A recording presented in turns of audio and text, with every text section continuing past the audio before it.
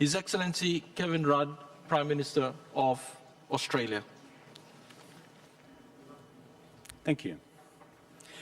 When the history of this century is written, this conference and the results of this conference should constitute one of its defining chapters. History will record it as a time when either the peoples of the world, mindful of a common threat to us all, decided to act in concert against that threat and so decided to turn the tide of history. Or else history will record this conference as a time when once again we became so consumed with the petty nationalisms of the past that we turned instead against each other and failed to act on this great common challenge of the future. The history of much of the last century is littered with the carnage and the wreckage of ideologies incapable of embracing the common needs of all our peoples.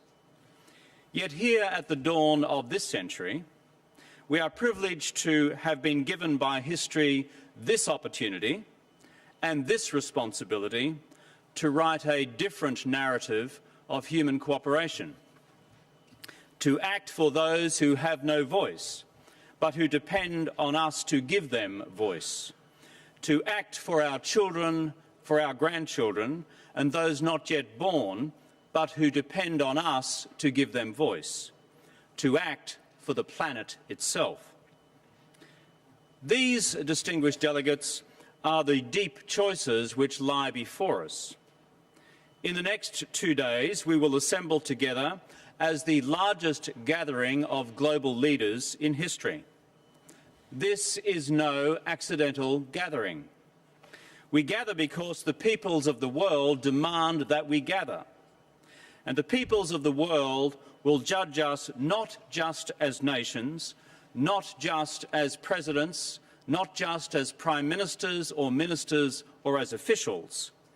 Each and every one of us here will be judged as individuals for what we say, for what we do, and for what we fail to do. Or how we as individual women and men gathered at this great conference have responded to the scientific reality of climate change, and whether we have responded in conscience to the indisputable facts that science has put before us. And history will become a harsh judge of us all. None of us come to this conference with clean hands. The inescapable truth is that we, the developed world, carry the overwhelming historical responsibility for the accumulation of greenhouse gases in the atmosphere. Any developed nation, large or small, which seeks to absolve itself of past responsibility for the problem the planet now confronts, is being dishonest. Yet we must also bring the same spirit of inquiry to the problems of the future. For if the developed world became carbon neutral and the developing world continued to grow on current trends, then the truth is that the emerging economies alone would be responsible for more than half of the total global emissions by 2050, and this would create a temperature rise of between 3.2 degrees and 4 degrees Celsius, and even possibly higher.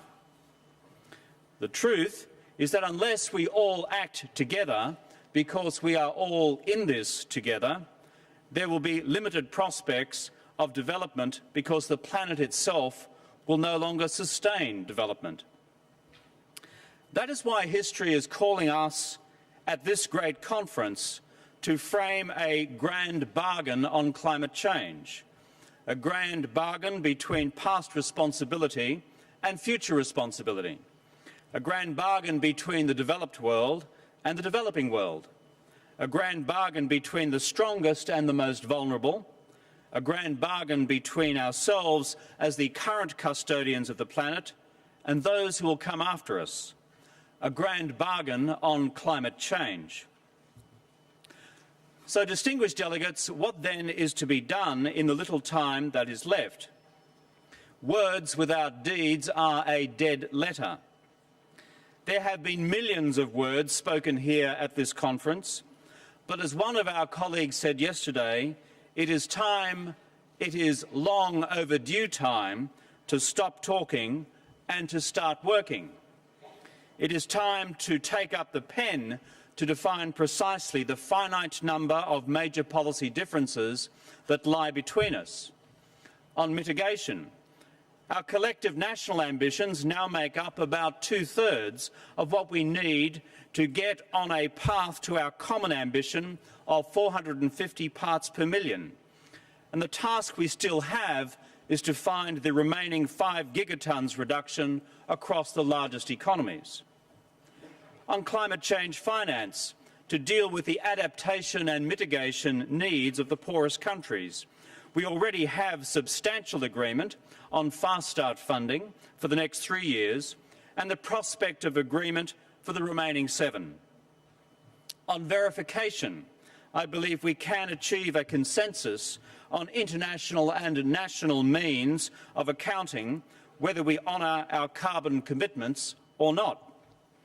And on the future of the Kyoto Protocol and its intersection with the Copenhagen Accord, we can, I believe, accommodate a common and integrated future for both international instruments, which embraces the legal responsibilities of all parties, developed and developing. These delegates are the 4 major disagreements which lie between us all. You would not know that if you were to examine, as I have done, the 102 square bracketed areas of disagreement that lie in the existing text before us.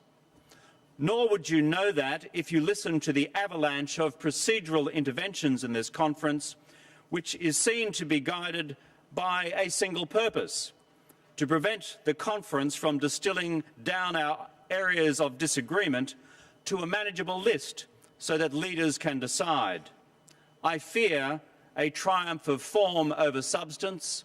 I fear a triumph of inaction over action. Let us instead, as leaders, resolve to decide for the future, not simply to defer the future.